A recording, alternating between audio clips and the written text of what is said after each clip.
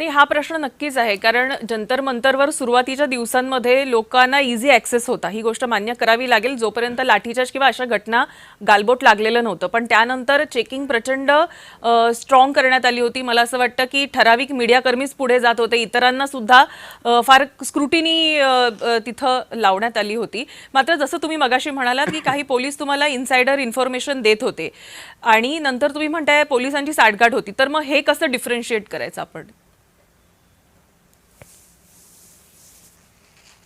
अभिजित. नाही, याच्यात काही पोलीस होते जे खालच्या लेवलचे ऑफिसर्स होते, जे आम्हाला सांगायचे की नाही आमची मुलं नीटची परीक्षा देणारे, आमची मुलं जेईची परीक्षा देणारे, त्यामुळं आम्ही तुमच्या सोबत आहे, पण आम्ही पुढे येऊन सांगू नाही शकत, जर आम्ही पुढे आलो तर आमची नोकरी जाईल.